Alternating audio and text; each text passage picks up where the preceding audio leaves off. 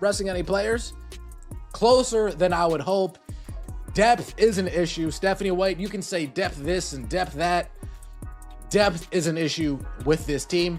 Something alarming. It was fairly empty in that arena. I understand Kentucky Derby, but dude, there were more people in my chat during the live stream. Shout out to everybody in the live stream, by the way, that seemed to come to Gainbridge Fieldhouse. Salute to all you guys.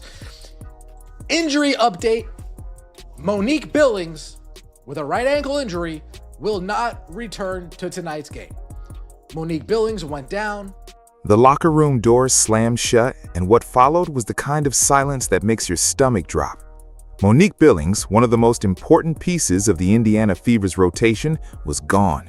6 minutes. That's all she lasted before that right ankle gave out and sent her walking down the tunnel, leaving behind a bench that looked like they'd just watched a car crash in slow motion. Stephanie White stood on the sideline with that look on her face. You know the one. The look of a coach who was doing the math in real time and not liking any of the numbers coming back. This wasn't just a preseason bump in the road. This was a full-on warning siren going off at the worst possible moment, 1 week before the regular season tips off. And if you weren't paying attention before, you need to be now. Because the Indiana Fever have a problem, a serious one, and no amount of Caitlin Clark highlight reels is going to paper over what happened inside Gainbridge Fieldhouse that night. Before a single ball was tipped, the building itself was already sending a message. Gainbridge Fieldhouse was quiet in a way that felt wrong. Not library quiet, more like the power went out quiet. The kind of empty that echoes. Now, some people pointed to the Kentucky Derby happening the same night as the reason fans stayed home, and sure, that probably pulled a chunk of the Indianapolis crowd away, but let's be honest, when you have the most talked about player in women's basketball suiting up for a preseason finale, a horse race a few states over shouldn't be enough to keep the seats empty. The atmosphere inside that arena was eerie, and that eerie feeling didn't go away when the game started. It just moved from the stands to the court.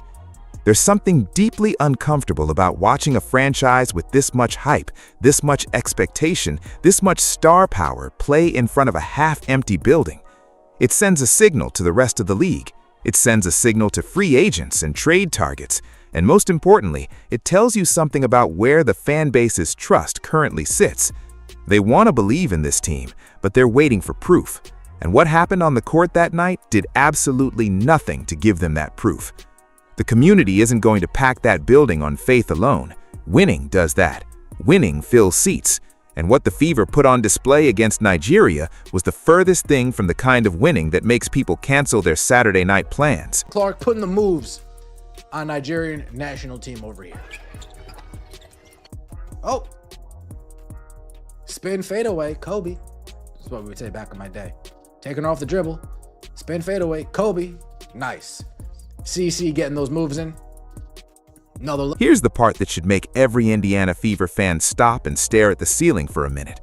The opponent was the Nigerian national team, not the Las Vegas Aces, not the New York Liberty, not some loaded powerhouse that's been together for years. A national team. And halfway through the first quarter, the score was 16-10. Read that again, 16-10. In favor of the Fever, yes, but only barely. For a team headlined by the #1 overall pick and a returning Aaliyah Boston, that kind of start against that level of competition is genuinely alarming. It had the energy of watching a Power 5 college football program nearly get upset by a school that doesn't even have a football stadium. The talent gap on paper was supposed to be a canyon, an ocean, an uncrossable divide. Instead, for those opening minutes, it felt like the Fever were tiptoeing across a crack in the sidewalk, terrified of falling through. The coaching staff had to be pulling their hair out. This was supposed to be a statement game, a final tune-up where the starters get some rhythm, the bench gets some reps, and everyone heads into the regular season feeling good. None of that happened. Now, to be fair, Caitlin Clark was out there doing what Caitlin Clark does. She had one sequence in particular, a spin fadeaway that looked like it was pulled directly from a 2006 Kobe Bryant highlight tape that made the whole building momentarily forget about the score. Taking it off the dribble, creating space where there was absolutely none, and finishing with the kind of confidence that only a handful of players on the planet can manufacture on demand. There were also flashes of her elite passing, a one-handed zinger to Michaela Timpson that had people in the building buzzing, and a backdoor cut pass to Sophie Cunningham that threaded through 3 Nigerian defenders like it had eyes. Caitlin's vision and creativity were never in question. But here's the brutal truth. Brilliance at the top of the roster cannot compensate for dysfunction at the bottom. And that dysfunction was on full display from the opening tip. Let's talk about what Monique Billings actually means to this team, because I don't think enough people fully understand it until she's not there. In just 6 minutes of court time before that ankle gave out, she put up 7 points and grabbed 2 boards. 6 minutes. That production rate sustained over a full game is exactly what this front court needs to breathe. She does things that don't always show up in the box score. She spaces the floor while still being a credible threat in the paint, which opens up driving lanes for Clark and gives Boston room to operate in the post. She's the kind of player that a well-constructed offense quietly depends on without ever fully acknowledging it, until she's gone.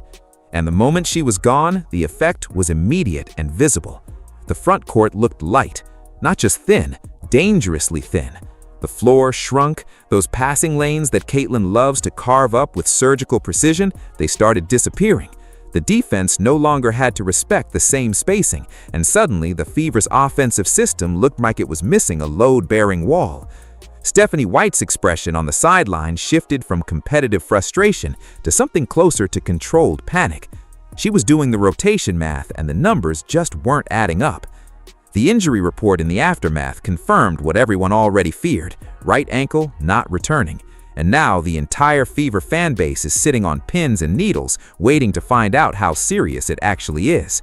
Because if Billings misses any significant time heading into the regular season, the front court depth doesn't just go from concerning to bad, it goes from concerning to catastrophic.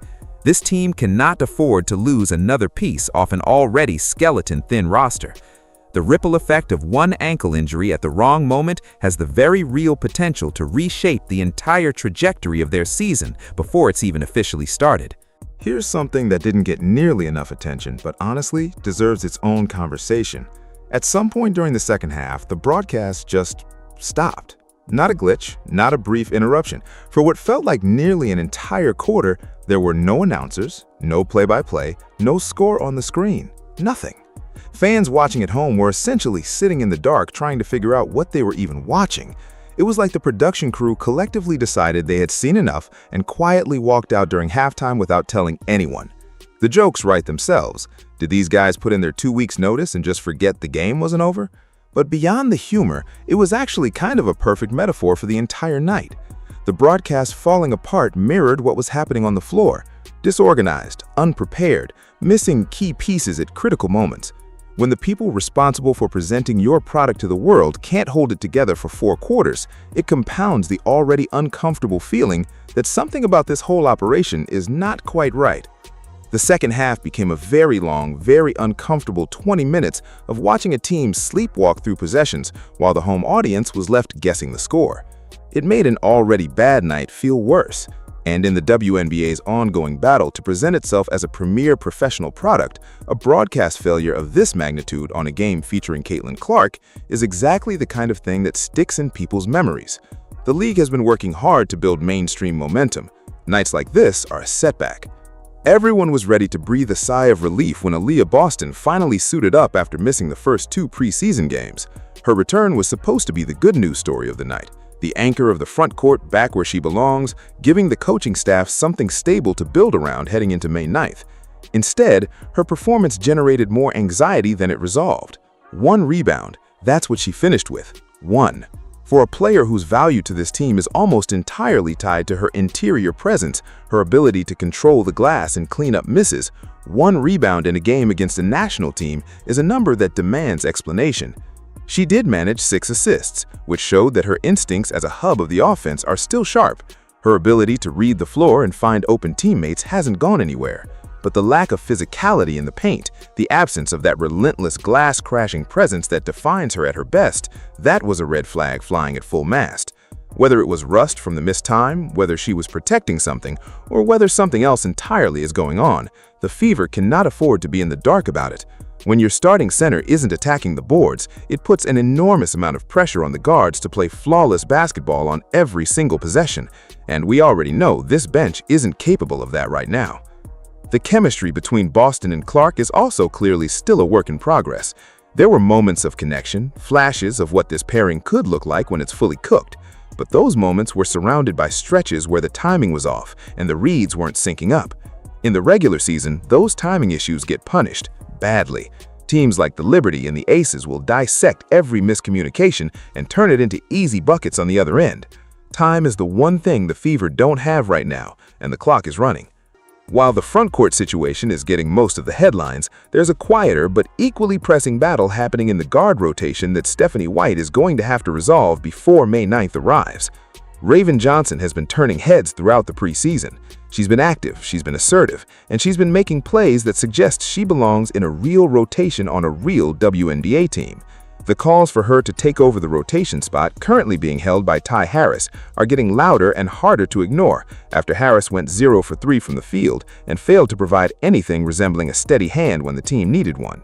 The momentum has clearly shifted toward Johnson. And if Stephanie White is making decisions based on what she's seen with her own eyes over these preseason games, the choice feels like it's already been made.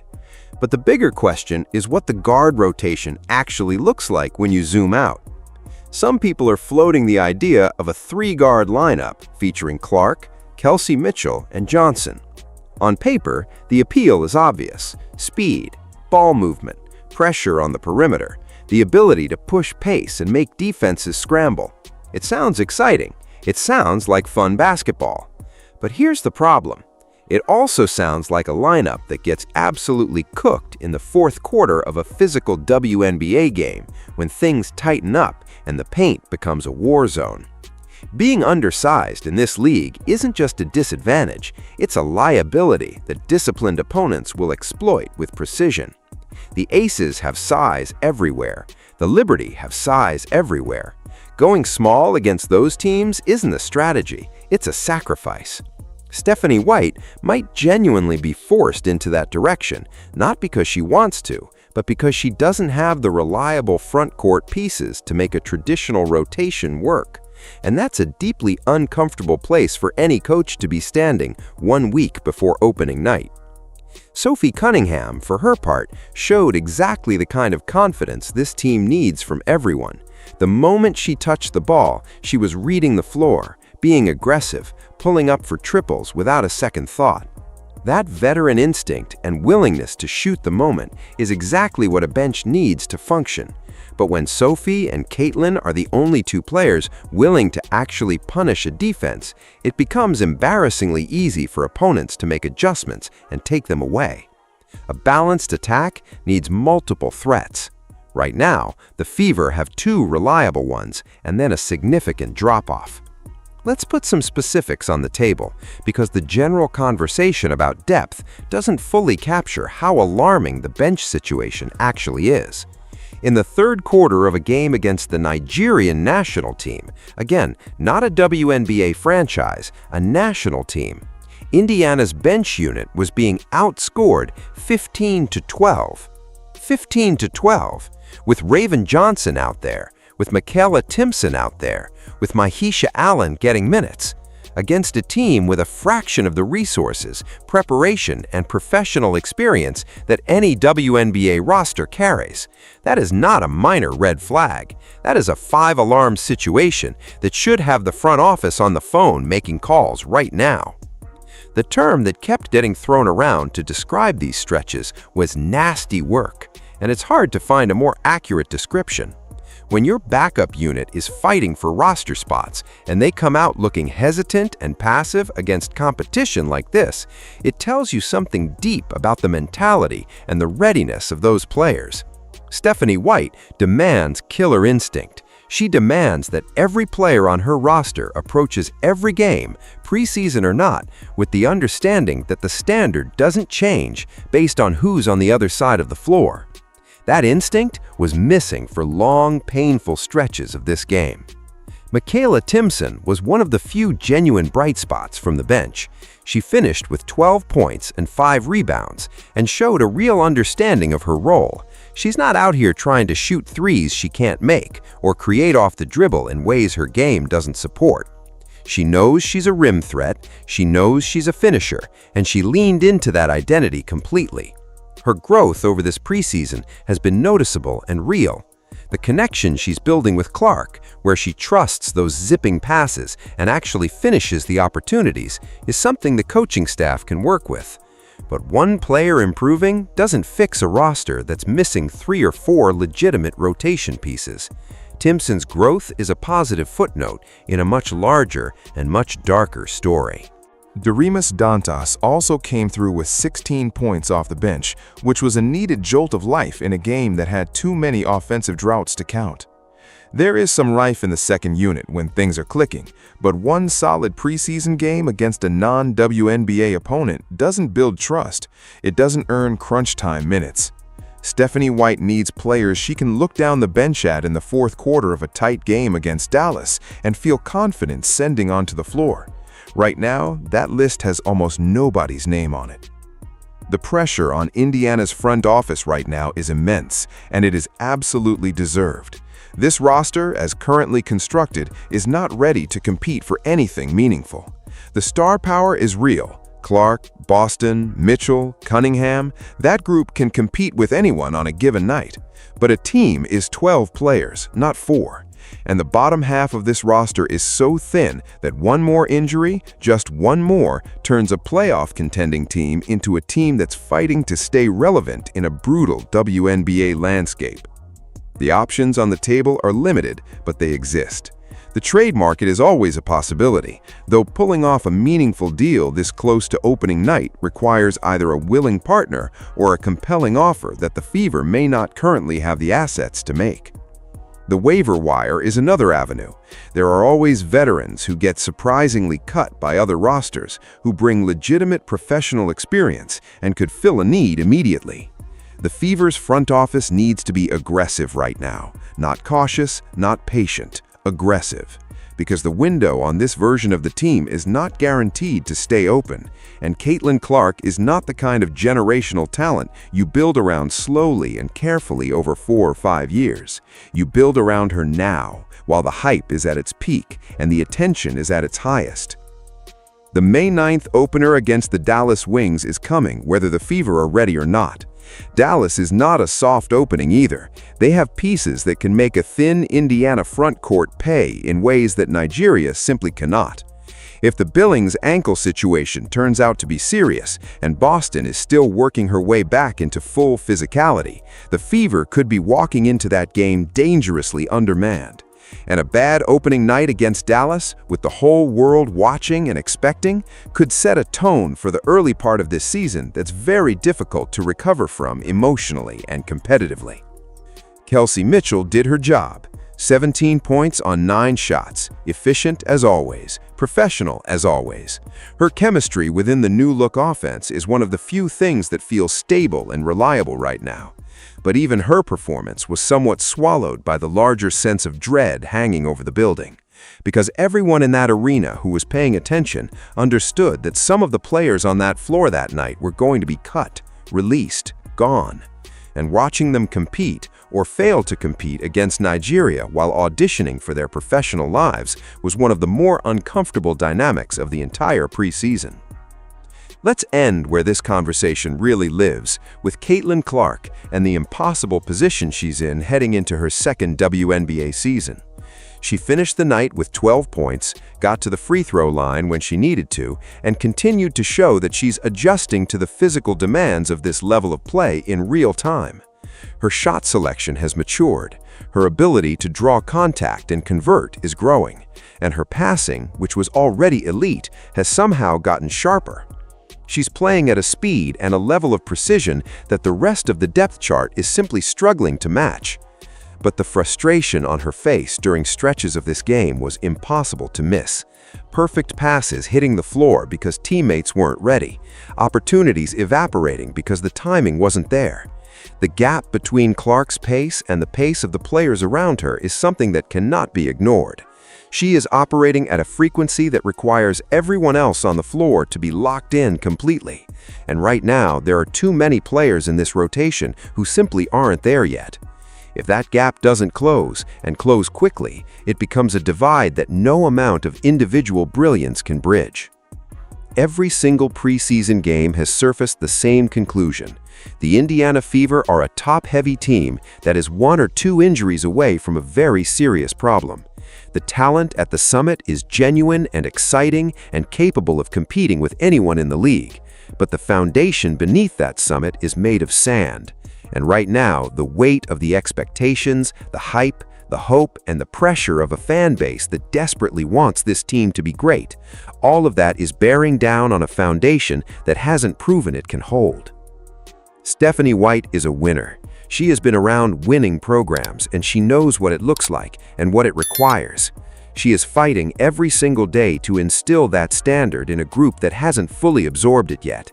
The clock on that process just expired. The regular season doesn't care about potential.